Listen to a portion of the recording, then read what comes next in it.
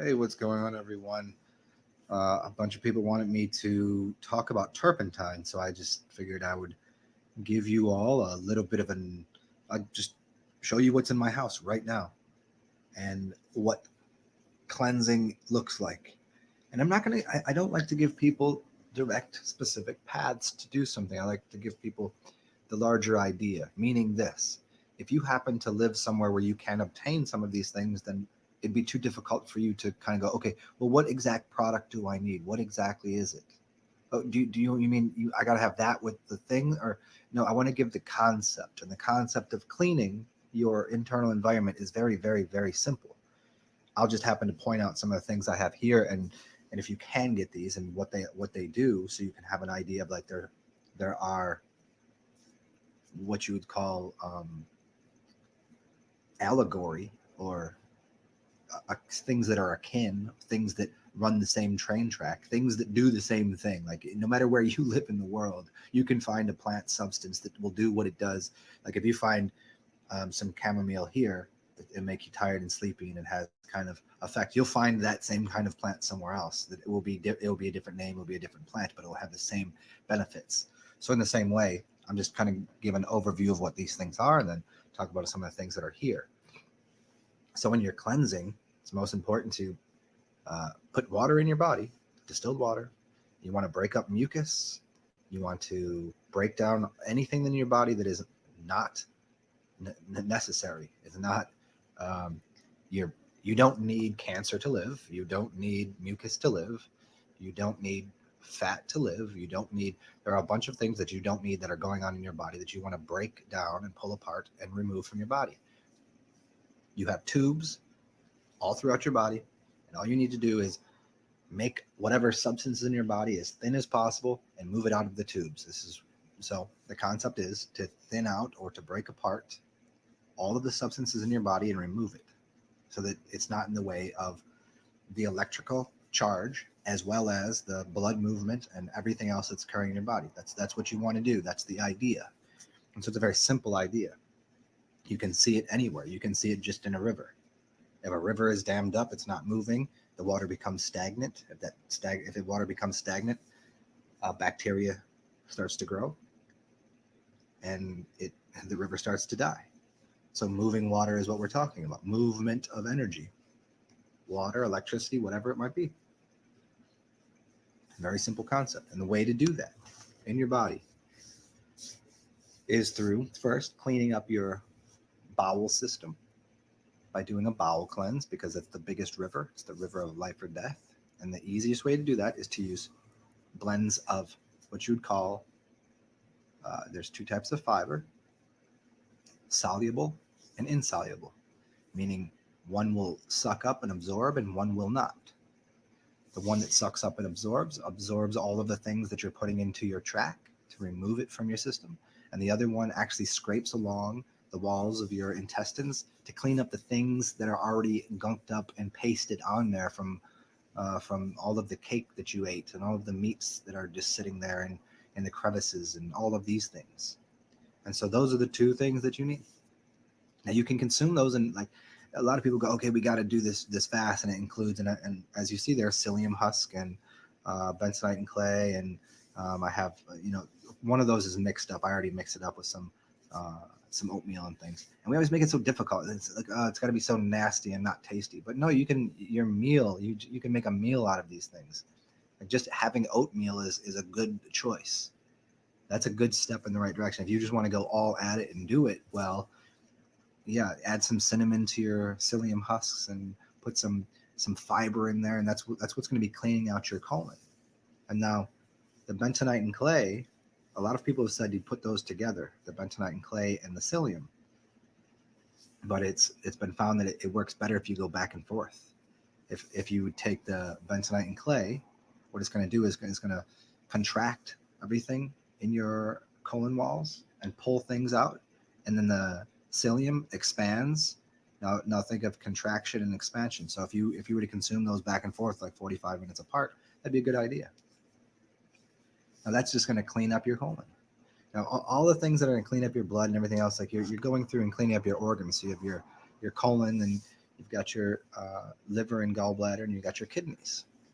Your kidneys are filtering the blood, and which is turning into your urine, and this is why urine therapy is such a good idea. It's a diuretic for a lot of people, and it does a lot of wonderful things, and that will help a cleanse. But if you're not willing to go through if you're still kind of like, oh, I don't know about drinking my pee-pee, that's really weird. I'm not going to get into all that here, but um, it's a good idea. And if you don't, well, distilled water is the way to go. You ain't got to worry about putting salts in it. We're not playing that game here. I'll address that again if I need to in the future. I've got plenty of videos on that. I'm going to re-release those on salt and water. But what else we got here? Oh, so I have talking about making a cleanse good, making it like tasty. Well, over there in the bottom right hand corner, I made an onion soup, and before that, it was the stock. What was the leftovers that I had made from a veggie soup, and so I used that as a base, and then I used a bunch of onions. Onions are awesome. They're great for your body. Why? Well, look at them. Their signature is called. They look like a cell. They're built like a cell, and that's what they're good for. They're good for cleaning the cells of your body. Onions are highly, like, you can look at antifungal, antibacterial, et cetera, et cetera. If you take an onion and cut it in half and leave it out in your kitchen, it will absorb all the smell, all of the bad smell in your kitchen. Or you put an onion in your refrigerator and open it up, it'll take all of the disease and bacteria out of that. What do you think it's doing to your body?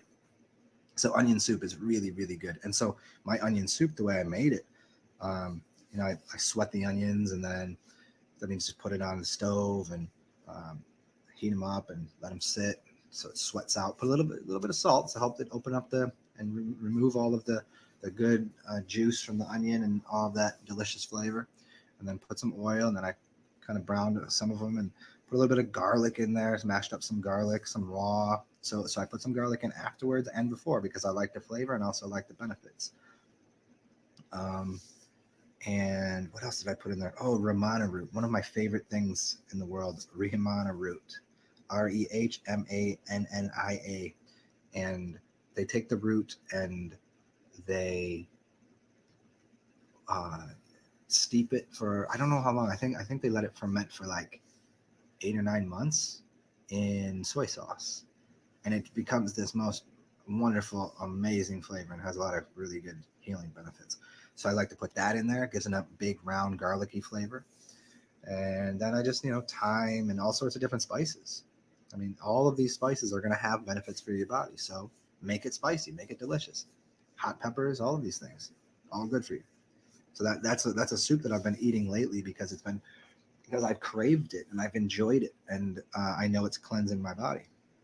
So that's just one thing that I add to my diet because I've done these things, these strict, okay, here's how to do it. Here's what we need to do for a week. And here's what, you got to have the psyllium, then you got to do this, and you can't eat, yeah, I kind of got past that stage. A lot of people might need to do that. They might need that kind of like hand holding. This is the regimen. This is how it's done.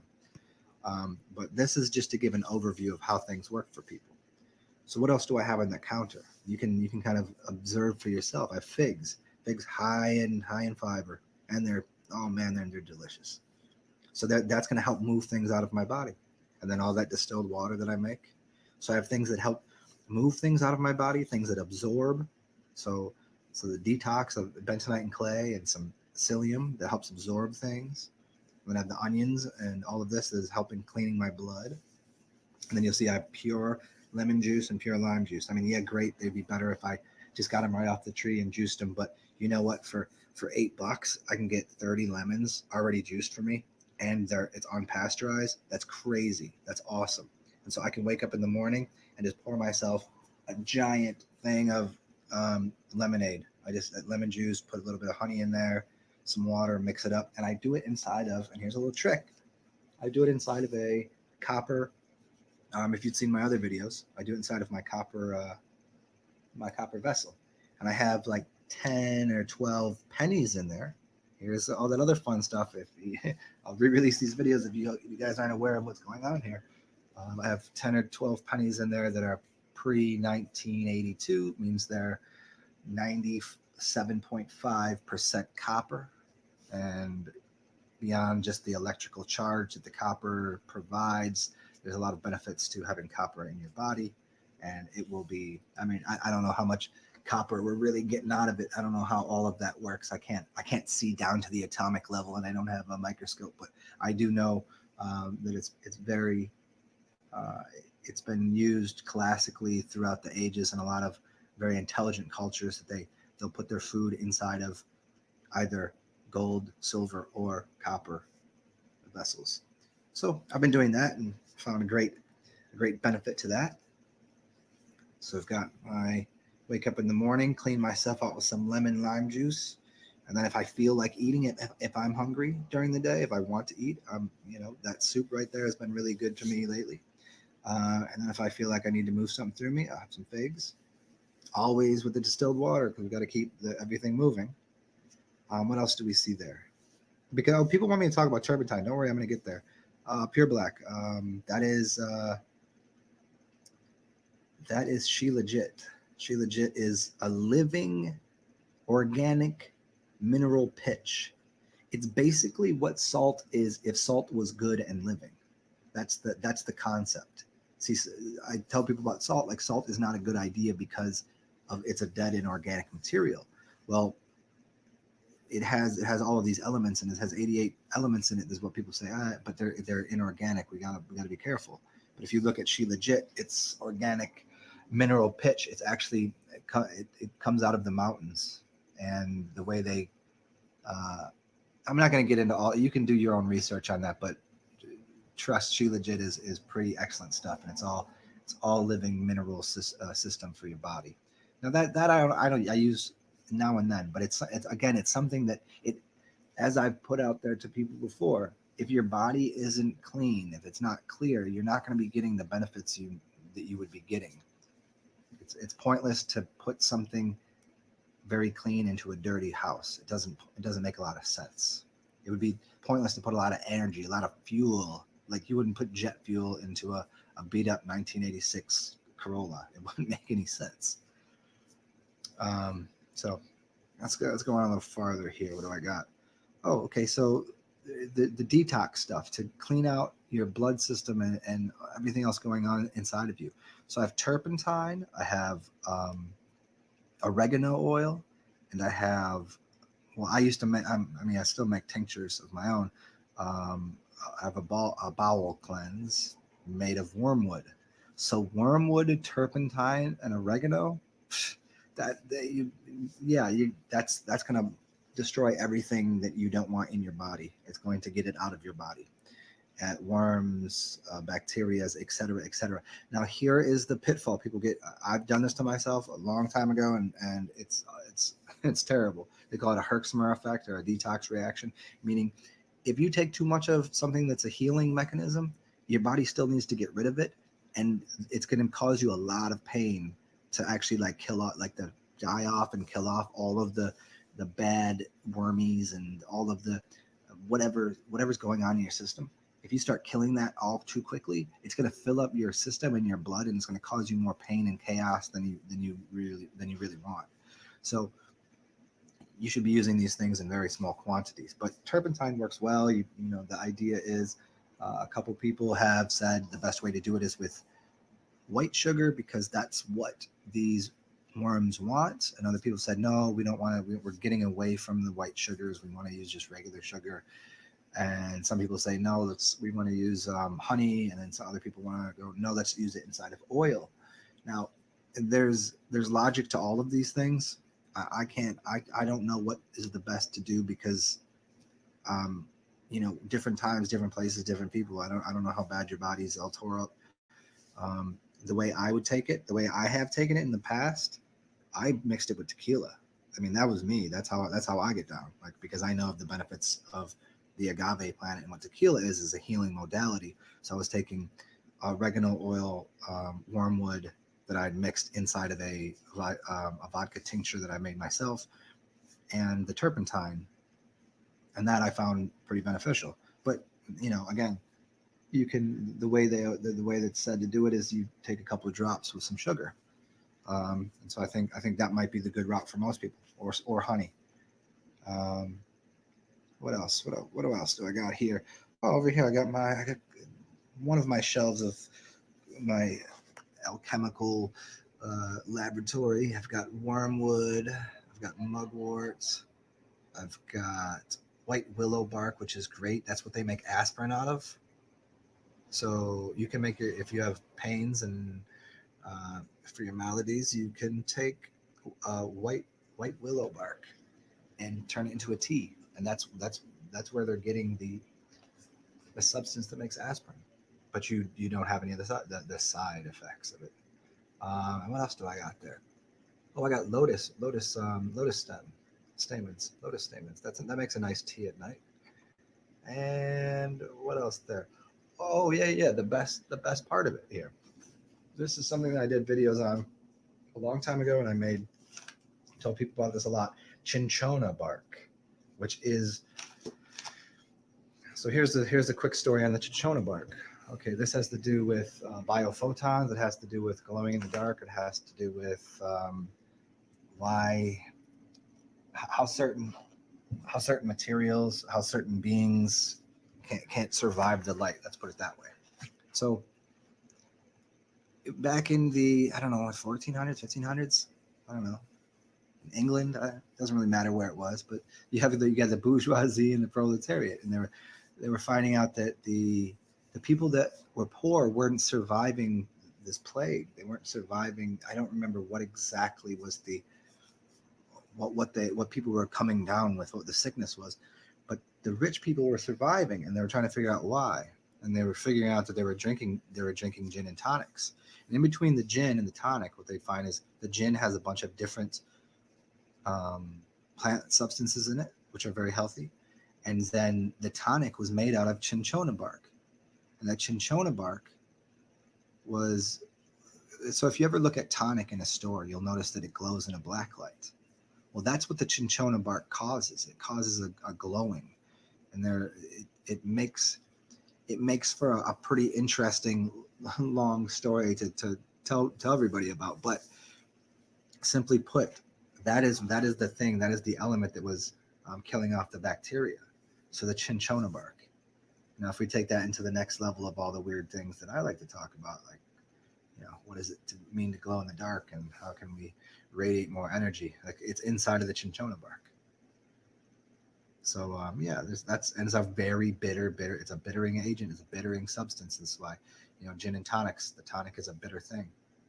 And so they'd always mix the tonic. The tonic would be a bunch of different elements as well, including lime, the peel of the lime, the skin of the lime, and a bunch of other different elements that were all about bitter and cleansing the body from the sugar based, like a lot of these. I'll take a little left-hand turn here for you guys. A lot of the things that are in the body that don't function well, that it craves, those things crave processed foods and sugars. And those processed things, there's a lot of things that go on, like in the production and the outcome of the kind of molecule that these things are looking for, the molecular size and what it is that these other creatures are looking for, right? Inside of your body. That's why people have like worms and have all sorts of disease. And we always say, oh, it's sugar. Well, it's not necessarily sugar. It's the processing of it, and it's where it came from, and it's a bunch of other things that go on with it. Because certainly, fruit sugar is very, very good for you. Certainly, sugar cane, if we understand what it is, isn't bad for you. Like it's just the processing, and then we put bleach on it. Like if we start to get into what bleach is, and there's a lot going on there. But simply put, back to this whole thing here. I think I've covered everything. Milk thistle seed powder. That's good for what was that? Is it for your kidneys? Yeah, good for your kidneys. What didn't I cover here? I think the only thing else would be, everybody should consider doing enemas, especially coffee enemas. I found years ago I did a course of 20 coffee enemas over 5 days, and it was, it literally, my eyesight got better immediately. Like I can't, like, it was crazy how much different my body felt and how much different I processed things, and how I went from having like really bad stomach issues to just like, whoa, I felt different. I felt lighter. My brain worked better. And the things that came out of me were just absolutely like, I'm like, what is that? It was like black bile out of my liver and gallbladder. It was releasing ancient, disgusting, filthy, deranged bile out of my gallbladder and my liver. And like, wow, that was one of the craziest, most mind blowing, like, and this is after, like, this is years after I'd already done a water fast. So I don't know if I just had not gotten everything out of me, and I think maybe I did it backwards. Maybe I should have done the water fast after I did the cleanse. But nonetheless, both of them had crazy benefits to me. So I think I covered everything that I wanted to here. Make food, like Hippocrates said, let food be the medicine and medicine be the food, So make your food taste good and just use good ingredients. Stick with one solid ingredient where what the onion's going to do. Use that. It helps clean up things. Cover the lemon lime juice, detoxing. What else?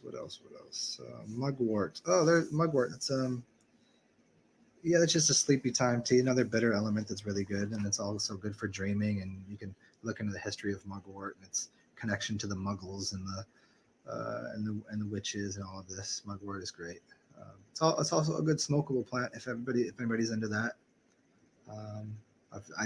I'll re-release that video too on smoking and the ancient practice of that, and how it's part of a lot of shamanic cultures and things. And what else do I got here? Anything else I want to cover? The Ramana root, the figs, the water. Yeah, I think I covered everything. So I'll try to streamline this, but but again, I like to give people just the grand overview of like, hey, it's easy to clean up your body, to stop eating the crap. It's easy to put these simple things in. There's, the only thing people have to battle really is just a little bit of here and there, which is the, I think I want that. It's this kind of like, it's those things in your body that are actually saying, hey, I need that to survive. You have like little creatures living in you. Just think of it that way. It doesn't matter if they're just vibrations or frequencies, or they're actually like worms, or they're actually like, it doesn't matter how you think of it. It's like those little things that are saying, hey, I need that to survive. And so you go, and your brain goes, okay, well, I definitely need that. I need that to survive. No, you don't need that. You don't need that sugar thing. You don't need that cookie thing. You don't need that other thing, right? So it's just battling those couple little bit of inklings to say, hey, you're going to have to eat that. You need that. That's the only battle that you really have to fight. That internal struggle of like, what do I really need to consume? Because proof is you don't need to consume anything. Proof is, I've proven to myself a water fast for 43 days. I don't need to consume anything. I also can consume a lot. Both of them have their places, feasting, fasting. But for as far as cleansing, the idea here, just remove all of, remove what's in your body that's in the way of electrical charges being made in your brain and in your blood, and remove the things that are in the way of actually nutrition getting to other parts of your body. And there's a couple more things you can do, which include hot and cold showers. You can get in the shower, take a nice warm shower, and then as soon as you can, like throw the hot off so you get as cold as you can, and throw that right in your spine. Just turn it on, get it right in your spine. That's a good place to do it. And get it all over your body too, but like that's a good spot right in the back of your neck there. There's a lot of reasons for that. And then go back and forth as quickly as you can. That's going to cause your blood system, your veins, everything to constrict and then relax back and forth. And it's going to do a lot for relaxing you afterwards, including mental calmness and clarity as well. Let's cover the showers, cleansing. Oh yeah, and the skin in the showers too. Take some baths too. And what do you need for baths? You can use that clay on your skin, on your face, on your body to remove toxins, to pull it out of your skin that way, because your skin is your biggest organ. You can also use what's that green stuff called? I'm gonna have to go walk in here and see what it is. What is the green stuff? But you got this the old ancient healing Indian clay, which is really awesome. Aztec stuff. And then kelp powder. Kelp powder is awesome.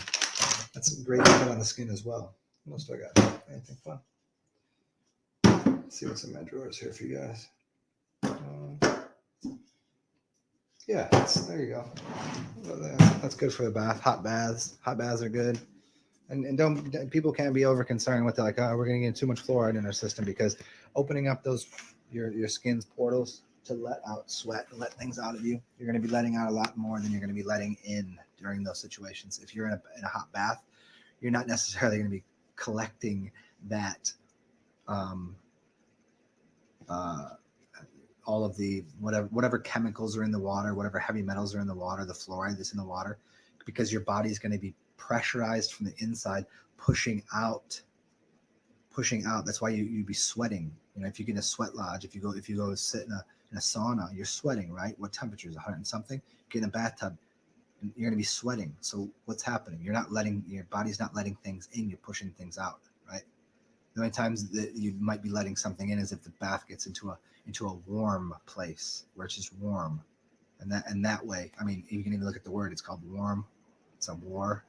We're not gonna get too far with that fun game, but yeah, I think that's gonna cover everything that I wanted to here. I'll definitely streamline this for everybody, give you a better rundown for people that are like a little more linear processing. How they process things, but this was more just an overview. I hope this covered everything. One last thing. Oh, here you go. Here's one last thing. Don't forget, ground yourself out on the earth. Stare at the sun when you can. If you can't, at least get your face in it. And there was one more thing that I wanted to. Oh yeah, your brain. Oh, for people that have Alzheimer's. Yeah, look like I got some old timers. The way you clean your brain up. See, your brain is the same. Your brain has the same type of mechanism as your body does, as in veins and arteries and a lymph system. Veins and a lymph system. Let's put it that way. Your lymph is trying to get something out. Well, in the past, they used to think that the brain only had one system of tubes to let in and out material, and they thought so. So think of it this way: it'd be like your mouth. You would shit out of your mouth as well as eat out of your mouth. That's what they thought was happening. I mean, that's what they thought was happening in people's brains, because they couldn't see that there's actually a smaller vessel tube inside of the bigger tube. So it'd be like your vein having a vein inside of it, and inside of that vein was getting pressured outside of it. So during the daytime, your brain is uptaking, and during the nighttime, it's down, it's pushing out. And this goes into some of the other things that I was telling people about the nighttime, the daytime elements. And this has to do with the sun and the moon as well, and pressurizing in the system. So what they thought was happening is the brain was getting clogged up. And for people with Alzheimer's, the brain was clogged up, and they weren't spitting out any of the gunk and the whatever was in their brain, like salts and heavy metals and whatever. It was all sluggish. And basically this is because there wasn't enough water in it. And so by putting more water in your system and getting into your brain, what's happening, and what they found out, is there's actually a tube inside the other tube that's going to be pushing out all of the waste from the brain's waste. Water becomes stagnant, and it gets like murky and thick and gelatinous because there's not enough water in there. The way you put water into your brain is by having no other fluids in your system and consuming just distilled water. So from your stomach, there's a process. I forget what it's called and how exactly it works. But basically, if you consume just distilled water on an empty stomach, it's going to go into your spine and get into your brain. And that's what we want to happen. And we have to realize there's a density happening here. And by laying down or doing handstands, we're helping to force that water into the brain to clean out the brain. So just a little consideration for how to make your brain function better. And people with brain disorders, there's a way to do that with distilled water. And your body should have so much water in it. And if it's the only time that water is going to, here, let me do one more little, because I get in this little tangent here. This is why people can dream at night, and you're not dreaming while you're standing up. Think about it. If your body was 100% water, there'd be water to the top of your head. But if we're dealing with densities here, and you're standing up on your feet and you're 70% water, well, that water is not going into your brain, now is it? But if you lay down at night, what happens? Where does the water go? How does the water flow? Your water would be, now the fluid would be up to a certain point in your body. Instead of being, say, up to your shoulders when you're standing up, it would be up to like somewhere in your skull. So the water is actually going up your spine into your brain, which actually gives you a lot of ideas about, going across the sea, and these ideas of dream worlds and going through the seas. Now, start to consider everything else I've said about cleaning your blood and how much water should be in your system, and increasing the amount of water in your system and cleansing the system, and imagine what that will do for your brain and your dreams. So, as always, stay awesome, do cool things, and inspire the world. And if you can't do that quite yet, just inspire yourself enough to cleanse your body. Talk soon, y'all.